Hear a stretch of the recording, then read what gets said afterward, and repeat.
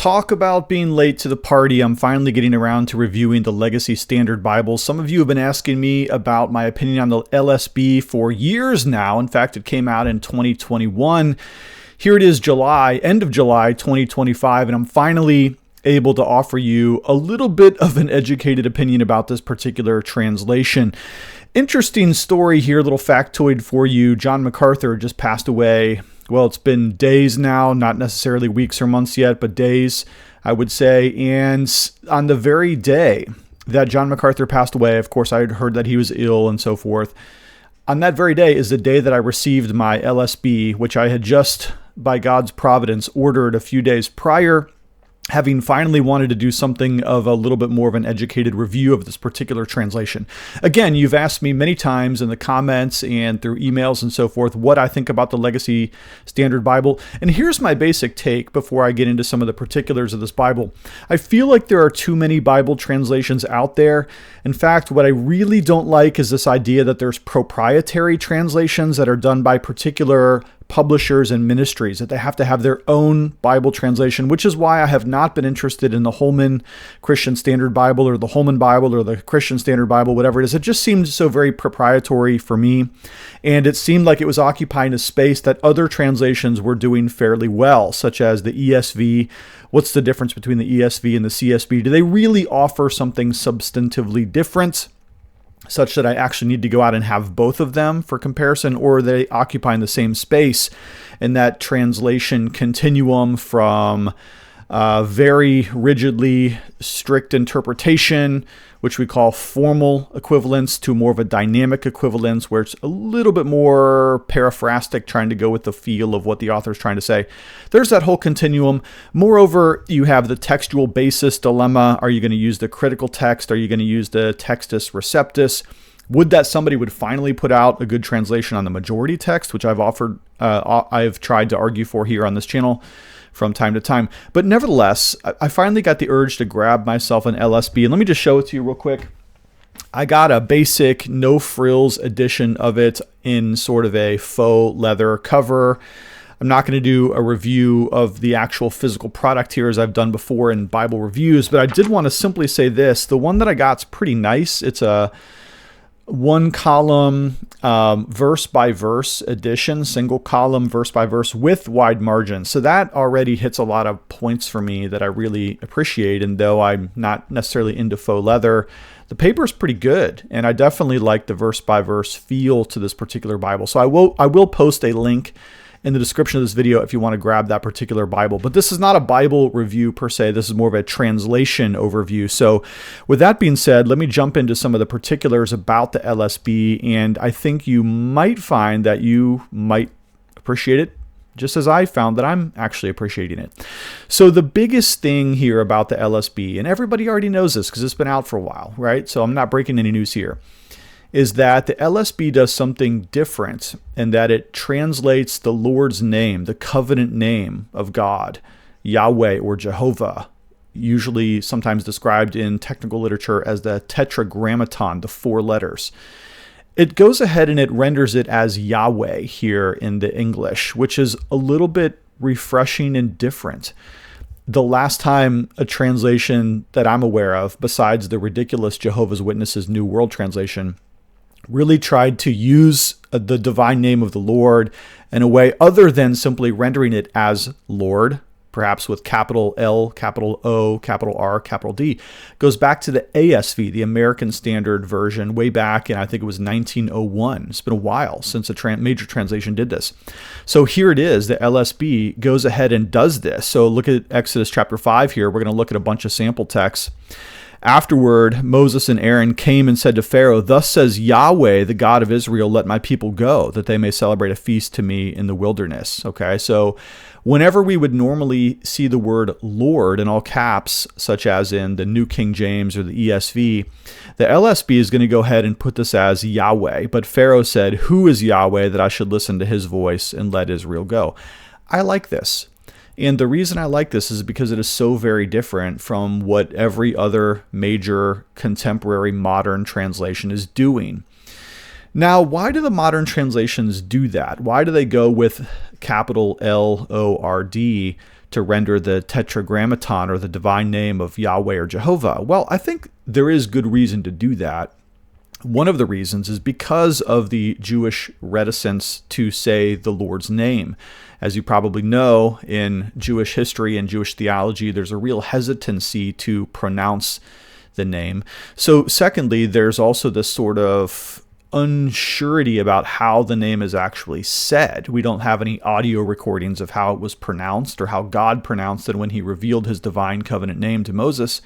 And so there's a little bit of just like cautious conservatism there and how that might be plausibly rendered. But then the other reason is this, and I think that this is substantial, that whenever the New Testament quotes the Old Testaments and the divine name comes up in the Hebrew, then in the Greek, in the New Testament, they go ahead and they often render that as kurios, or Lord. So it's not without biblical precedence that modern translations also likewise translate the Tetragrammaton as Lord, or kurios in the Greek, but in our English translations Lord, and then showing that that's actually the divine name by capitalizing all four of those letters, L-O-R-D. Now, the LSB has done something different here, and I think it's refreshing, and that's one reason why this translation ought to exist. It finally does something different. And that's been my biggest gripe with the CSB and others of these sort of like, publisher-specific translations, is that they haven't really offered anything unusual. They haven't done anything new. They haven't made it worth my time to want to get into that translation. So let's look at how this works its way out in some other passages. So here would be Psalm 100, and it's going to sound a little different if you're used to reading the New King James, the ESV.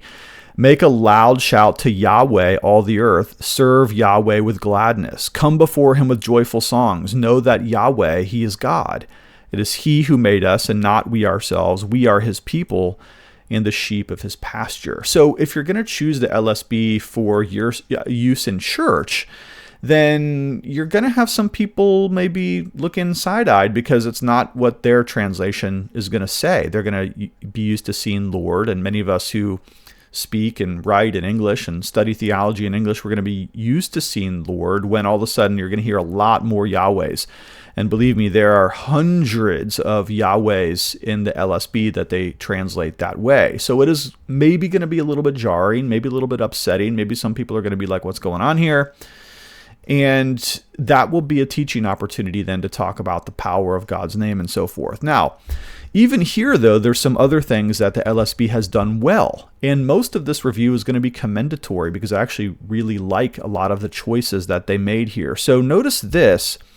When we have pronouns referring to God, such as this one, he is God, or right here, it is he who made us, I like the fact that they capitalized the he. They capitalize pronouns referring to God, either the Father, the Son, or the Holy Spirit. Now, there's no rule in modern contemporary English that says that you have to do that, but I do think it's kind of an honorific way of denoting to the reader who we are talking about. There are a few places in the Gospels, for instance, when there's a conversation taking place where it might be confusing who's speaking, whether it's Jesus or his interlocutor. And often it's much more clear in the Greek than in the English. And so when a translation helps me out by letting me know that the person that we're talking about is in fact God by capitalizing his or he or him, I think that's helpful. And as a writer myself, whenever I'm writing books, I cannot not capitalize he, him, and his, and God and Lord and so forth, because I just think it's an act of reverence for me to do that.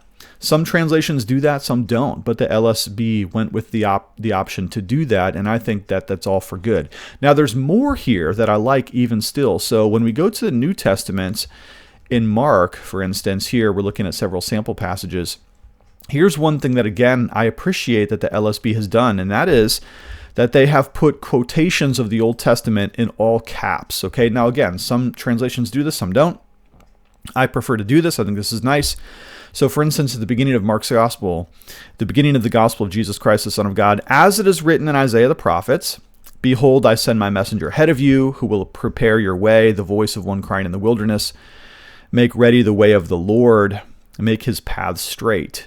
Now, isn't that interesting that here, not only do we have the prophecy in all caps, which is the point, but I just noticed here that they do have Lord here, which would have been Yahweh, I would imagine, in the Old Testament quotation from Isaiah. But here, because the Greek says kurios, they did not render it Yahweh, but rather kurios, which is actually what the Greek would say. So there's just an example of that principle. But anyway, back to my main points. The fact that Old Testament quotations are put in bold, again, just highlights to the reader, oh, I'm upon a quotation here from the Old Testament. I'm aware of the New Testament's use of the Old Testament. Now, in this case, it would have been pretty obvious because it says right here, as it is written in Isaiah the prophet, which already Mark, the inspired author, lets me know that he's making a quotation. But the New Testament doesn't always do that. Sometimes it just launches into the quotation, and a reader who's perhaps less initiated into that text might not be aware that this is either a quotation or a gloss from the Old Testament. So again, I give points for the LSB doing that. The New King James does that. The ESV does not do that as a general translation principle. And this is more than just like the layout and design of a particular Bible. This is something that translations themselves choose to do, and then usually all of the editions of that translation follow suit. Okay, so far so good. Here's something else I love. Go to Matthew chapter 6 and let's look at the Lord's Prayer. Look at this. Okay, this greatly pleases me, especially as a majority text advocate. I'm not necessarily a textus receptus advocate as I am a majority text advocate, as I've argued in several of my videos, but I do prefer the majority text readings. And here, the LSB has done something very commendable, I think, in raising up some verses that the critical text reduces to the footnotes and putting them back into the main text. So here, there's some textual argumentation about this particular line. Some of the manuscripts have it, some don't. And so we could get into the whole difficult discussion on manuscript tradition, as we're reminded here that the Bible was not copied on copying machines or printed on demand like we have from Amazon services, but was copied hand to hand, by hand, laboriously through scribes and so forth. And so sometimes there'd be variations in the manuscripts. Well, if you're used to a traditional reading like this one right here, and suddenly it's not there, it's put in the footnotes, it's a little bit jarring. And it's a little bit difficult, too, if you have people in your church that, for instance, if I'm preaching from the ESV and they have the New King James in their hand and you don't read this line, it's like, whoa, what happened there? Well, thankfully, the LSB raises these back up to the main text from footnotes and puts them here in brackets, which I've been crying out for as a majority text guy. I think that's the obvious way to do it. You can, of course, say something in the preface or the prefactory material of the translation that that's what you're doing. But then whenever you come to the brackets, it's there. And that allows the reader not only to be aware of the situation, but also to make some theological choices perhaps, and even some textual choices on their own. For me, I'd rather have it than not have it. I don't think putting things in the footnotes is the worst possible way to do it. Ignoring it altogether would be the worst. Footnotes are okay-ish, but man, I just love the fact that the LSB goes back to bracketing these types of verses here, as previous iterations of the New American Standard Version had done. So going back to like the early copies of the NASB, I think the 1995 does that. I'm not sure what the 2020 did. I don't have that one. But putting these in brackets, great decision, fantastic decision. So here's another example from Mark 9. If we scroll down, this would be a couple examples of the so-called missing verses, which conspiracy theorists explain as like modern translators removing verses from the Bible. That's not what happened. There's manuscript substantiation to why the critical text has made these choices, and we've talked about this in other videos. I'm just saying that I would rather have it in brackets than not have it at all. Because if you've got verse 43 here and you skip to go to verse 45, that's a little bit unsettling, and not everybody understands what's happening there. But to put these so-called missing verses in brackets, putting them back in the text, then your numbering order, your verses 43, 44, 45 continues on without thinking that somebody's missed something here, either purposely or accidentally. And so also we see the same thing here in verse 46, again with the same quotation from the end of Isaiah, where their worm does not die and the fire is not quenched. I love the fact that they just put it in brackets. To me, it's like problem solved. And again, as a majority text advocate, as over against the Textus Receptus or the critical text, I think it's brilliant. I think it's awesome. It's exactly what I would have done. Thank you so much for doing that, LSB. Okay, let's go to a few other places here and look at a couple other translation issues. Not issues, but just how they did it. First, again, we have this capitalization of pronouns related to divine persons. In this case, it's Jesus. So we see him capitalized. Again, I like that. And I also like the traditional translation of things like his only begotten son versus something a little bit less familiar like only son. So there's that. As to theological language, again, I think the LSB really nails it here. So as an example, in Romans chapter 3, I would very much like to see the word propitiation here in verse 25, because that's a very profound theological concept, that Jesus' death propitiated the wrath of God's holy fury. And some translators say, that word is too churchy, it's too theological, and so they render it something like sacrifice of atonement or something like that. They try a little couple explanatory clauses or something like that. But the LSB goes ahead and uses the traditional theological language here of propitiation in his blood. So I'm thankful for that. Again, I think that's a great option. Now, some people might be wondering about some of the kind of woke-ish translations of gender diversity, gender inclusion, and so forth. And again, I'm pleased to say that I think the LSB made the right choice here. So here's an example. There's a lot of examples that I could give, but I'm going to use Romans 16 as one of them. Now I commend to you our sister, Phoebe, who is a servant of the church, which is at Kencray. Now, some translations are going to go with deaconess there because they really want to kind of shoehorn the idea of female deacons into the New Testament. But remember that verb, the verb related to the word deacon, diakonos, diakonia, does just mean service, just servant. So how else would you say that? It's not doulos, but the word here is related to service. Diakonia literally means through the dust. It's a person who's willing to humble themselves and be a servant to others. But a strong temptation would be there to sort of ordain Phoebe as a deaconess, just to try to get modern sensibilities about female ordination into the text. And some translations are worse than others on this, but the LSB gets this one right. And so also I think they carry out the rest of their gender inclusive policies in a very responsible manner. So points to that. Here would be an example where we see a modern critical text shining through as over against the majority text or the Textus Receptus, and that reminds us here that the LSB's textual basis is in fact the critical text. Okay, I think it's Nestle Aland 27, if I'm not mistaken. We're almost on 29 now, so even that critical text is a couple of iterations old. But here's an example. Now I want to remind you, though you know all things, that Jesus, having once saved a people out of the land of Egypt, subsequently destroyed those who did not believe. That's a very interesting theological statement here, and some of the oldest manuscripts have Jesus, which is, theologically profound. That's a identification of the deity of Christ here by acknowledging that Jesus is the one who led the people of Israel out of the land of Egypt. Okay, so there's textual reasons for that, especially in some of the very early, very, very earliest manuscripts. However, the majority and the Textus Receptus do have Lord here. Both are correct, but this would be just an example of the LSB following the critical text as over against the majority or the Textus Receptus. Finally, here's another example of that. In 1 John chapter 5, they do not have John's comma bracketed here and included. So again, this shows a preference to the critical text as over against the Textus Receptus. But certainly the majority text would not have John's comma, as it is found in very, very, very, very, very few, if any, Greek manuscripts, okay? So this would be in alignment with both critical text and majority text here, okay?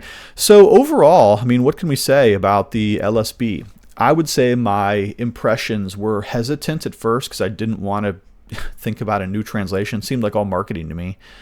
And the fact that MacArthur and the Master Seminary and so forth do have something of a marketing publishing machine, did in the case of MacArthur, who's now with the Lord. Praise God for his faithfulness.